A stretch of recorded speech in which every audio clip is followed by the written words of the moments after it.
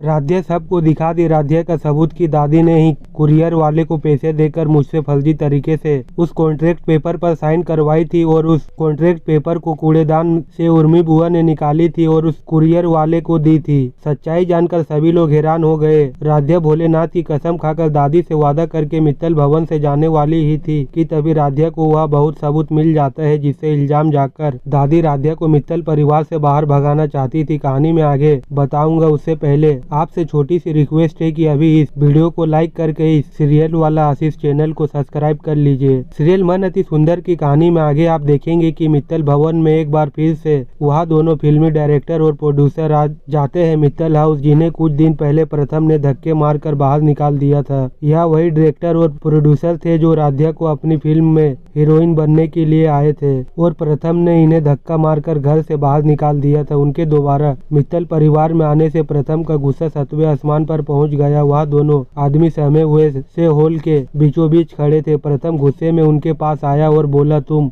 दोनों फिर आ गए, तुम्हें शर्म नहीं आती? एक बार में समझ नहीं आता क्या कि राध्या को तुम्हारी हीरोइन बनने वाली बकवास में कोई दिलचस्पी नहीं है? दूसरा आदमी जो थोड़ा अधिक फुर्तीला था झट से बोला, माफ करना साहब, हम यहाँ खुद नहीं आए, हमें बुलाया गया है। प्रथम का गुस्सा और भड़क उठा। उसने दांत दबाकर कहा, अरे कौन बुलाया? इस घर में कौन है जो तुम जैसे फ्रॉड लोगों को बुलाएगा? इतना कहते हुए प्रथम ने अपना हाथ उठाया उन्हें मारने के लिए, लेकिन तभी दूसरा आदमी झट से बीच में टोकते हुए चिल्लाया, राध्या मैडम ने यह कॉन्ट्रैक्ट साइन किया है। उसने अपने हाथों में कुछ कागज दिखाते हुए कहा। उन कागजों को देखने के बाद प्रथम की आंखें फटी की फटी रह गई। उसे लगा जैसे किसी ने उसके पैरों तले जमीन खींच ली हो। वह उन कागजों को लगभग झटपते हुए अपने हाथ में लेता है और देखता है सचमुच उन कागजों पर राध्या के हस्ताक्षर थे। प्रथम का चेहरा सफेद पड़ जाता है। उसे अपने आंखों पर विश्वास नहीं हो रहा था। दोस्तों, अगर आपको यह कहानी पसंद आ रही है तो प्लीज इसे लाइक करके चैनल को सब्सक्राइब करें और अपने दोस्तों के साथ शेयर भी करें। प्रथम तेजी से शेयर राध्या की ओर पलटा जो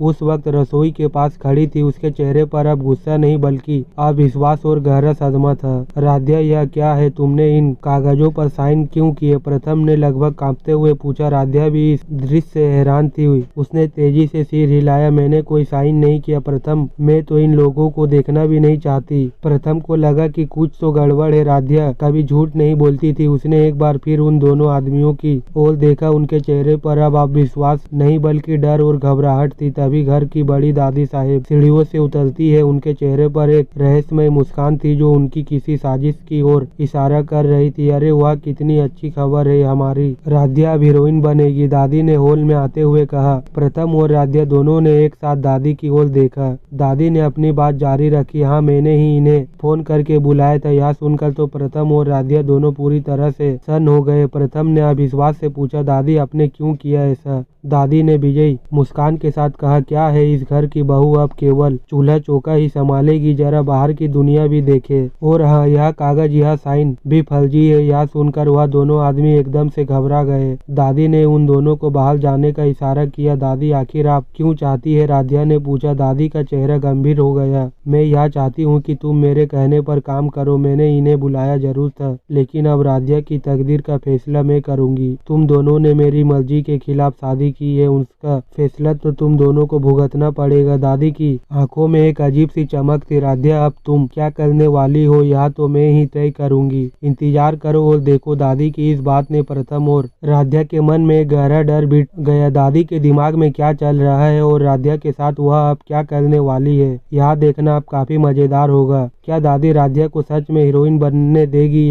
या उनकी कोई नई साजिश है? अपनी राय हमें कमेंट में जरूर बताएं।